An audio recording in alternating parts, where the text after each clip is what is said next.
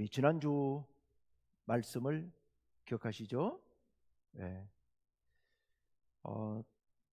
지난주에 바울이 붙잡혀가지고 로마인들의 보호하에 있었죠.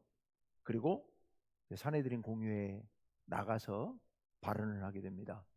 거기 모여있는 사람들이, 공회에 모인 사람들이 크게 두 그룹, 하나는 사두개인, 하나는 바리새인인 것을 알고 바울이 난 바리새인이다.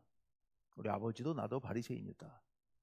그리고 내가 부활을 믿는 이것 때문에 내가 이렇게 공경을 당한다 라고 얘기를 합니다. 그랬더니 바리새인들과 사두개인들 사이에서 싸움이 벌어지게 되었다. 왜냐하면 바리새인들은 부활도 천사도 영도 다 믿지만 사두개인들은 안 믿으니까 그것 때문에 논쟁이 벌어졌다. 그 상황에서 로마의 천부장이 바울을 보호할 목적으로 바울을 빼내서 데리고 가서 보호하게 되죠. 자, 그래서 그 로마군 영내에 감금 상태에 있는데 유대인들 사이에서 바울을 죽이기 전에는 내가 먹지도 마시지도 않겠다라고 각오를 한 사람이 40명이 모였고 대제사장이 얘기하기를 가서 바울을 공회로 데리고 와라. 내일 오는 사이에 우리가 급습해서 바울을 쳐 죽이겠다라고 이야기를 했는데 그게 그만 이제 다 알려지는 통에 바울의 조카가 가서 바울에게 얘기했고 바울의 안내를 따라서 얘기에 따라서 천부장에게 그 사실을 얘기하게 됐죠.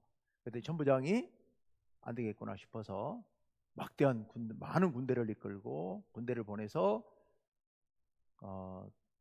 그 가이사랴에 있는 총독에게로 밤중에 바울을 이송하게 되죠.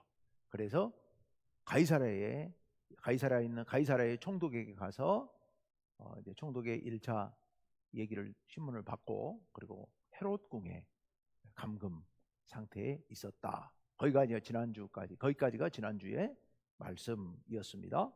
자, 그런데 이제 오늘 24장으로 들어가서 벨릭스, 당시 총독이 벨릭스였습니다. 이 벨릭스 총독에게 재판을 받는 이야기, 그 얘기가 오늘 말씀. 근데 계속 재판들이 이어지게 됩니다. 오늘 말씀은 벨릭스 재판. 그동안에 이제 있었던 일을 갖고 재판을 하는 겁니다. 그러니까 그동안에 있었던 일의 흐름은 우리가 다 압니다. 그것을 어떻게 변론을 하는지, 그게 중요한 관전 포인트가 되어야 될 것 같습니다. 자, 1절 말씀부터 같이 읽어봅시다. 시작. 닷새 후에 대제사장 아나니아가 어떤 장로들과 한 변호사 더둘로와 함께 내려와서 총독 앞에서 바울을 고발하니라. 아멘. 자, 예루살렘의 대제사장 아나니아 그리고 변호사 더둘로. 이 변호사는 아마도 전문 재판을 능숙하게 할 수 있는 그런 전문 변호사였던 것 같아요. 더둘로 그리고 몇 사람 장로들 데리고 와서 이제 벨릭스 앞에 옵니다. 그래서 벨릭스 앞에 와서 이제 바울에 대해서 고발을 하는 거죠. 그래서 재판이 열린다 하는 이야기입니다. 자, 3절로 가보겠습니다. 3절 다 같이 시작. 벨릭스 각하여, 우리가 당신을 힘입어 태평을 누리고 또 이 민족이 당신의 선견으로 말미암아 여러 가지로 개선된 것을 우리가 어느 모양으로나 어느 곳에서나 크게 감사하나이다. 예. 더둘로가 지금 이제 고발하는, 그러니까 일종 요즘 재판으로 하자면 이제 검사가 기소장을 갖고 이제 기소장을 읽거나 아니면 기소 내용을 재판에서 진술을 하는 그런 이야기예요. 근데 변호사답게 재판을 시작하면서 벨릭스 총독에게 듣기 좋은 소리를 쭉 늘어놓죠. 근데 가만히 생각해 보세요, 여러분. 지금 예루살렘 그 종교 지도자, 예루살렘 이스라엘 민족들, 유대 민족을 대표해서 대제사장이 갖고 변호사가 대제사장을 대신해서, 즉 다시 말하면 유대교를 대신해서, 유대교를 대변해서 로마 총독, 이방인 로마 총독에게 이야기를 하고 있는 겁니다. 그런데 온갖 미사여구를 다 동원해 가지고 이 벨릭스 총독을 칭찬하고 있습니다. 물론 당시 재판을 할 때 변호사들이 늘 입에 발린 말로 항상 그냥 하던 말들, 그 말투가 그런 말투이긴 합니다. 벨릭스가 가여 우리가 당신을 힘입어 태평을 누리고, 여러분 이 벨릭스라고 하는 총독이요 아주 무지하게 악랄하고 아주 못된 총독이었습니다. 돈 밝히고 그리고 십자가 처형을 엄청나게 많이 했던 사람입니다. 유대인들 붙잡아 가지고, 그리고 성전에 이스라엘 민족들을 보호한다는 명목으로 포악을 떨고 했던 그런 인물이거든요. 그런데 당신을 힘입어서 태평을 누리고 또 이 민족이 당신의 선견으로 말미암아, 당신의 뛰어난 지식으로 말미암아 여러 가지로 개선된 것을 우리가 어느 모양으로나 어느 곳에서나 크게 감사하나이다 하고 이렇게 지금 듣기 좋은 말을 합니다. 자, 그리고 이제 4절로 가서 보면 내가 당신을 더 괴롭게 하지 않으려고 대강 말할 테니까 관용하여서 들으십시오 라고 이제 얘기를 합니다. 그리고서 5절로 들어가는데요, 바로 이 5절이 이 대제사장 변호사가 바울을 고발하는, 기소하는 핵심 내용, 이게 이 5절이에요. 5절과 6절 이 두 구절이 핵심입니다. 자, 5절 천천히 한번 같이 읽어봅시다. 시작. 우리가 보니 이 사람은 전염병 같은 자라 천하에 흩어진 유대인을 다 소요하게 하는 자요 나사렛 이단의 우두머리라. 예. 지금 변호사 하는 얘기입니다. 여기서 전염병, 이 사람은 전염병 같은 사람이다. 요즘 말로 하자면 바이러스다. 바이러스, 세균이고 바이러스다, 이렇게 얘기를 합니다. 이 당시 이 기독교인들을 향한 욕, 최고의 듣기 싫은 그런 욕, 이게 바로 전염병, 전염병이다. 전염병. 왜냐하면 그게 전파 속도가 막 굉장히 빨랐고 많은 사람들이, 한번 복음이 들어가면 많은 사람들이 믿고 이러니까 그걸 보고 저 전염병이다 이렇게 얘기를 했다는 거예요. 그걸 들먹이면서 비난하는 거죠. 그 다음에 두 번째, 천하에 흩어진 유대인을 다 소요하게 하는 자요. 이거 여러분 심각한 문제를 지금 얘기하고 있는 겁니다. 천하에 흩어져 있는 디아스포라, 각 곳에 흩어져 살던, 지중해 연안에 각 곳에 흩어져 살던 유대인들, 그 유대인을 가는 곳마다 소요를 일으키는 자이다. 이 소요는 정치적 소요인 거죠. 그러니까 바울을 고발하는데 교묘한 말로 지금 정치범으로, 정치적인 폭동을 일으킬 수 있는 위험인물로 이렇게 낙인 찍고 있는 이야기입니다. 사실 이 대목이 가장 무서운 그런 말이죠. 유대인을 다 소유하게 하는 정치적인 범죄 우두머리다, 뭐 이런 얘기죠. 그러면서 셋째 줄, 나사렛 이단의 우두머리라. 예, 예수 믿는 사람들을 이제 나사렛 이단이라고 표현하면서 이단의 우두머리, 이단의 괴수다. 물론 바울도 자신이 죄인 중인 괴수다라고 얘기를 합니다만, 그건 이단의 괴수라는 뜻이 아니고 죄인의 괴수라고 얘기를 하죠. 그런데 나사렛 이단, 당시 이제 예수님이 나사렛 출신이니까 나사렛 사람들이 좀 많이 믿었고, 그래서 나사렛 이단의 우두머리다, 이렇게 크게 세 가지 조목으로 고발을 합니다. 그리고 그 다음 6절 다 같이 시작. 그가 또 성전을 더럽게 하려 함으로 우리가 잡아싸우니. 예. 그가 성전을 더럽게 했다는 거예요? 아니, 더럽게 한 건 아니고 더럽게 하려고 그랬다는 거예요. 하려고 그랬어요. 미수범, 살인 미수가 있잖아요. 못 죽였어요. 죽이려고 다 못 죽이면 살인 미수잖아요. 왜 더럽게 해버렸다 그러지? 그러면 죄가 더 무거울 것 같은데, 이게 당시 이제 로마인들이 유대인들을 통치를 잘 하기 위해서 정치적으로 우리가 너희의 종교, 너희의 성전을 우리가 보호해 주겠다. 그래서 아까 그 천부장에 있는 게 예루살렘 성전 옆에 거기 영지가 이렇게 마련되어 있단 말이죠. 그러니까 성전을 보호한다고 생각하고 있어요. 우리가 보호하려고 하는 예루살렘 성전을, 너희가 보호하려고 하는 예루살렘 성전을 더럽게 하려고 했다는 거예요. 근데 왜 더럽게 했다고 안 하고 하려 했다고 그럴까? 왜 미수범이라고 얘기를 할까?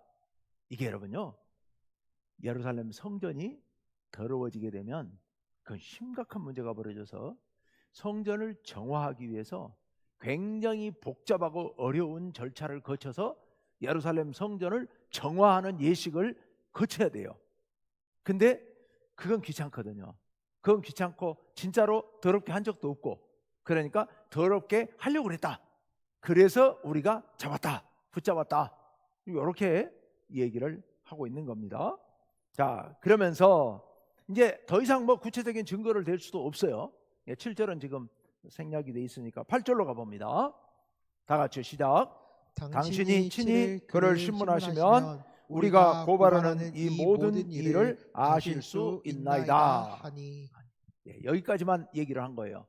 더 이상은 증거도 없어. 그러니까 당신이 신문해 보시면 알 거예요 하고 끝냅니다.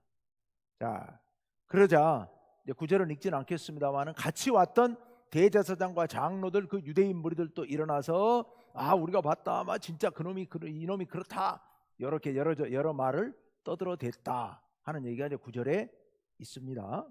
자, 여기까지가 변호사가 와서 기소한 내용입니다. 그 다음에 이제 10절 이하는 바울이 그 말에 대해서 자기 변호를 하는 거예요. 여기 변명이라고 표현된 말이 있는데, 그거는 우리가 일상적으로 쓰는 뭐 내가 처지가 옹색하니까 막 변명하는, 거짓말로 변명하고 이런 말이 아니에요. 여기서 쓰는 변명이라는 말은 법정에서 기소된 사람이 자기 변호를 하는 이야기를 변명이라고 표현을 한 겁니다. 원어는 그런 의미예요. 그래서 자기가 이제 바울이 변명을 하게 되는데요, 총독이 바울에게 머리로 고개를 까딱했겠죠. 말하라고. 자기 권위를 내세우려고 말 한마디도 안 하고 가만히 앉아서 고개만 까딱하니까 바울이 자기 변호를 하기 시작합니다. 그래서 바울이 이제 당신이 여러 해 전부터 이민족의 재판장 된 것을 알고 내 사건에 대해서 내가 변명합니다 라고 하면서 시작을 합니다. 이제 11절 다 같이요, 시작. 당신이 아실 수 있는 바와 같이 내가 예루살렘에 예배하러 올라간 지 열이틀밖에 안 되었고. 아멘. 여러분, 맞는 말이잖아요. 바울이 예루살렘에 온 지 열이틀밖에 안 된 거예요. 그렇잖아요. 와서 정결례 행한다고 일주일을 거쳤잖아요. 그리고 난 뒤에 성전에 들어가 가지고서 그 예식을 하려다가, 정결례를 하려다가 붙잡힌 거거든요. 그래가지고 내내 붙잡혀 있었어요. 그 사이에 그 영내 로마 군들에게 붙잡혀 있는 시간 다 합쳐서 총 12일. 그동안에 내가 무슨 백성들을 소유하고 무슨 문제를 일으켰겠느냐라는 얘기입니다. 당시 한번 합리적으로 생각해 봐라. 내가 여기 온 지 열이틀밖에 안 됐다. 그동안에 잡혀 있는 날이 많았다. 그럼 내가 무슨 일을 했다는 얘기냐? 이런 객관적인 증거를 가지고 지금 얘기를 하고 있는 겁니다. 자, 그 다음 12절. 다 같이 시작. 그들은 내가 성전에서 누구와 변론하는 것이나 회당 또는 시중에서 무리를 소동하게 하는 것을 보지 못하였으니. 지금 총독의 관심은 소요를 일으켰냐 안 일으켰냐, 이게 문제인 거죠. 바울이 천하에 돌아다니면서, 지중해 연안에 다 돌아다니면서 가는 곳곳마다 유대인들에게 복음을 전하고 그들을 선동하고 이런 건 관심 없어요. 벨리스 총독은 지금 유대 예루살렘에서 이번에 무슨 일이 있었느냐, 이게 관심 있는 거죠. 그래서 바울이 내가 소동을 일으키고 백성들을 선동하고 이거 본 사람 아무도 없지 않느냐, 봤다고 증언하는 사람도 아무도 없지 않느냐는 거예요. 그걸 객관적으로 지금 이렇게 자기 변론을 하고 있습니다. 자, 13절로 가봅니다. 다 같이 시작. 이제 나를 고발하는 모든 일에 대하여 그들이 능히 당신 앞에 내세울 것이 없나이다. 지금 아무 증거 못 되지 않습니까? 증거 없지 않습니까? 그런 얘기고요. 자, 이제 여기서부터가 바울이 진짜 말하려고 하는 14절 다 같이요, 시작. 그러나 이것을 당신께 고백하리이다. 나는 그들이 이단이라 하는 도를 따라 조상의 하나님을 섬기고 율법과 선지자들의 글에 기록된 것을 다 믿으며. 아멘. 예, 바울이 안 해도 되는 말까지 고백합니다. 네, 고백합니다. 네, 고백합니다.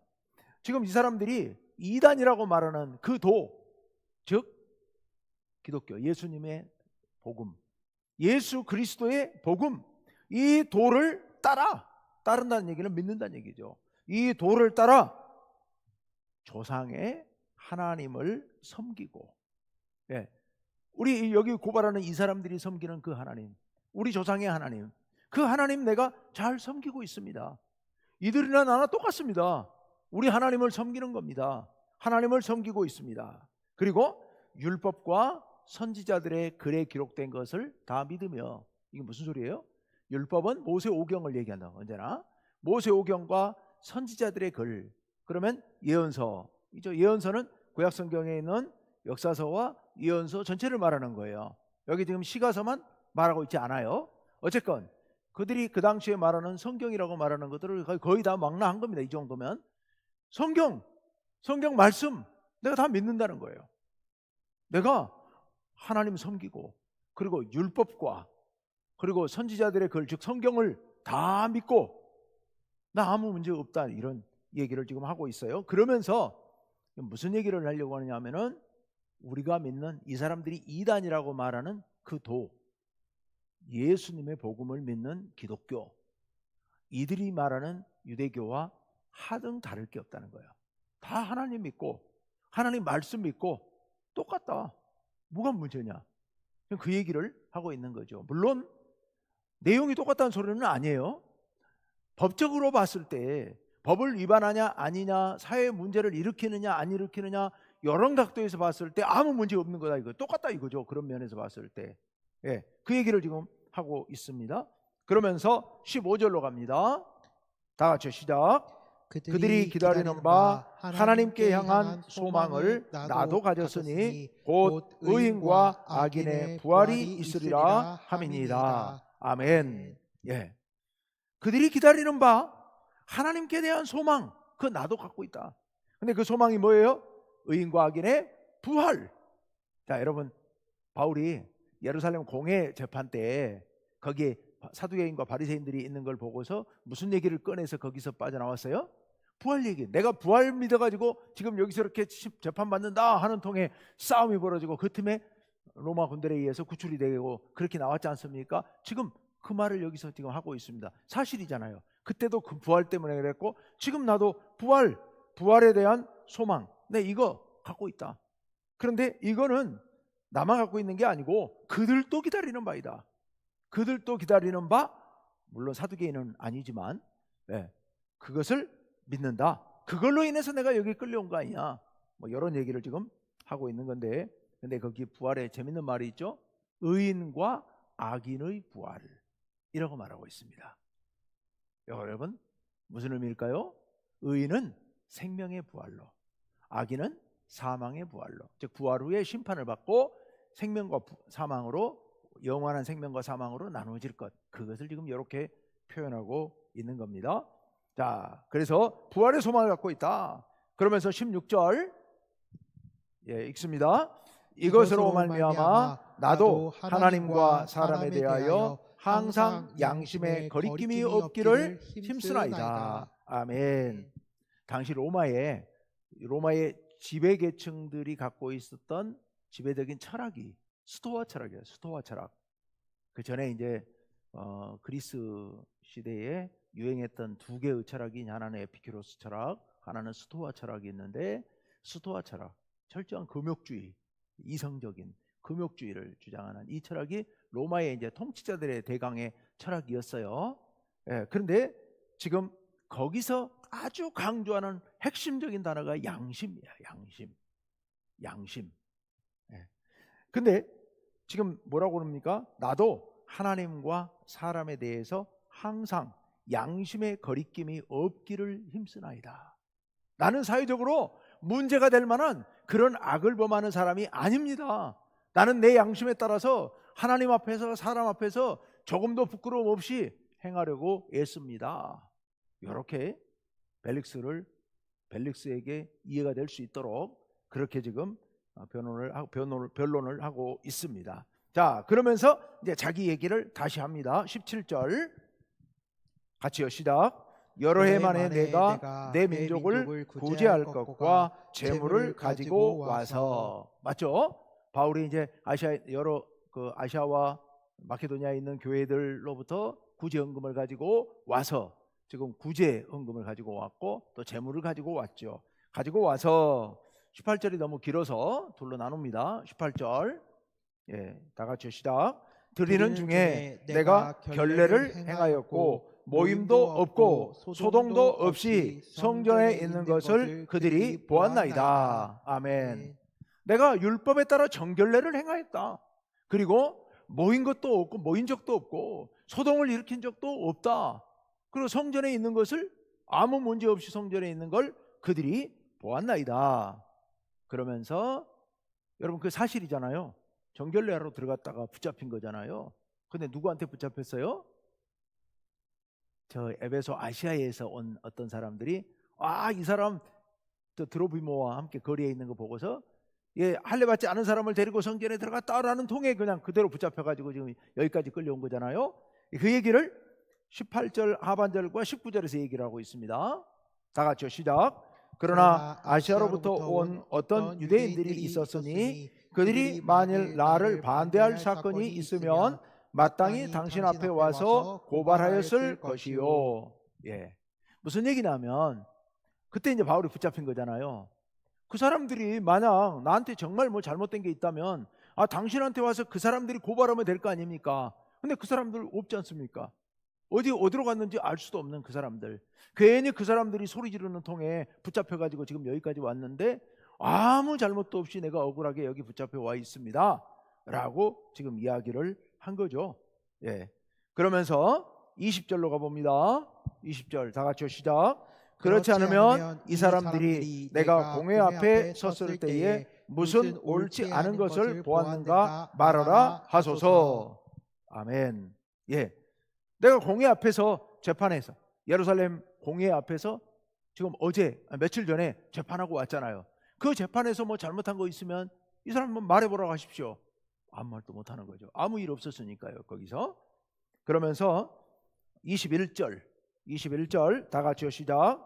오직 내가 그들 가운데 서서 외치기를 내가 죽은 자의 부활에 대하여 오늘 너희 앞에 신문을 받는다고 한 이 한 소리만 있을 따름이니이다 하니. 아멘. 맞죠? 부활. 그거 얘기했다가 여기 이렇게 지금 온 거다 라고 실제 있었던 사실을 그대로 이야기를 합니다. 여러분 여기까지 지금 변호사 더둘로가 와서 바울을 고발하는 얘기를 했습니다.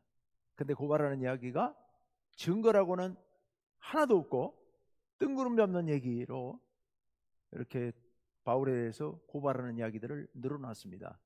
바울이 거기에 대해서 이제 혼자 직접 변론을 했는데 바울은 뭐 조금도 보탤 것 뺄 것 없이 있는 대로만 얘기하는데도 불구하고 바울은 당당하게 자기 입장을 정확하게 변론을 하고 있죠.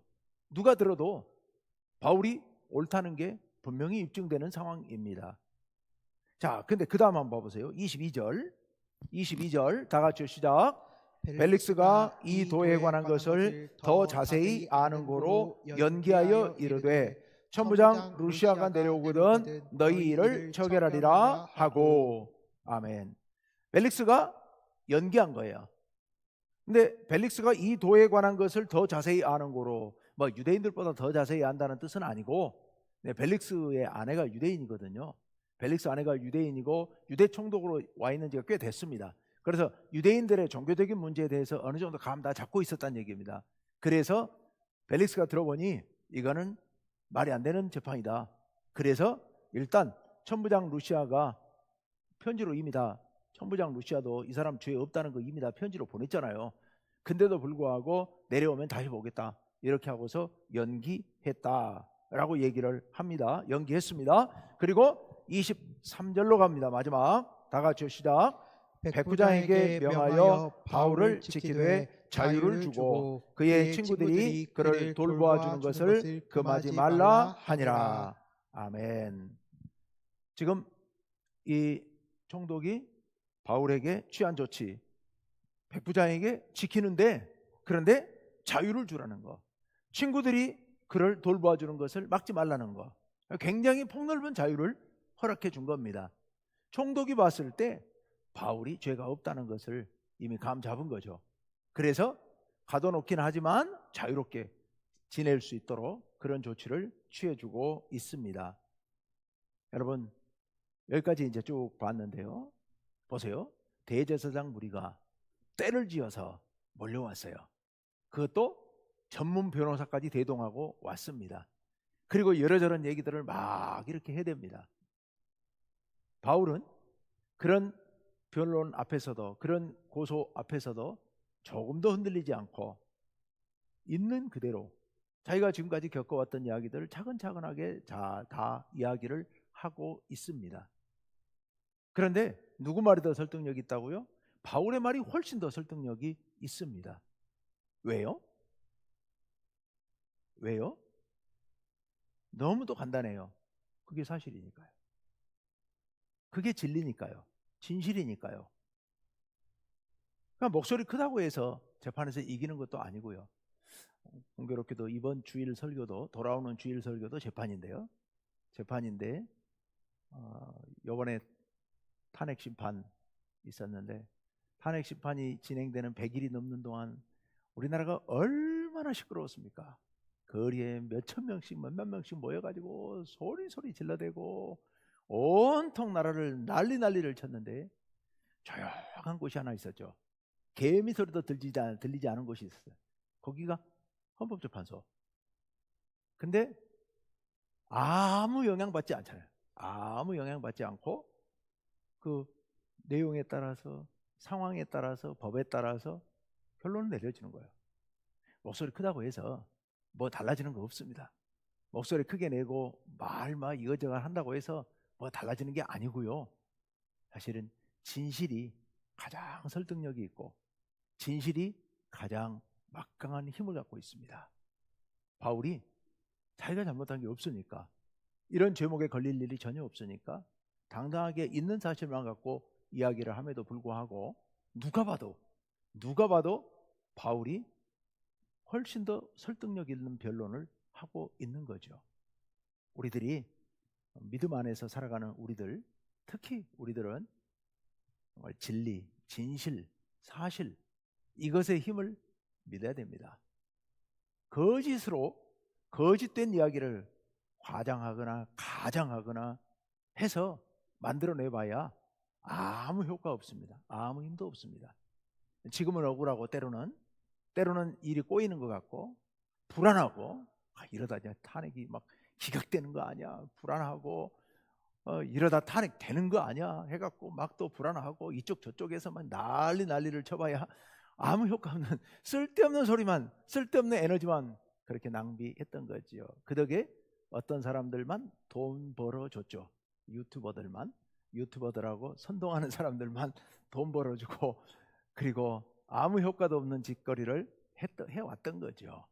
우리가 세상을 살면서 특히 믿는 사람들이 믿음 안에서, 우리 하나님을 믿는 사람들, 하나님을 믿고 진실을 믿고 사실을 믿고 이 진리를 의지하고 우리는 흔들림 없이 담대하게 나아가야 될 줄로 믿습니다.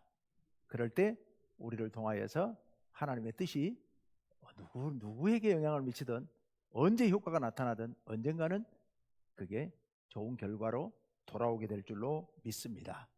오늘 우리가 오늘 말씀을 보면서 앞으로 이제 재판이 몇 번 더 반복이 되는데요.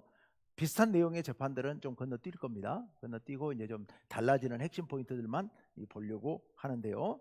우리가 오늘 이 말씀을 생각하면서, 주님, 우리가 진리 편에 서 있게 하옵소서.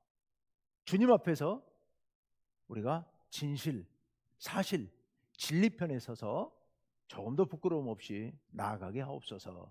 때로 억울하고 때로 불안할지라도 흔들리지 말게 하시고 오직 주님만을 믿고 담대하게 당당하게 나아가게 하옵소서. 우리 간절한 마음으로 기도하시기를 바라고요. 환우들을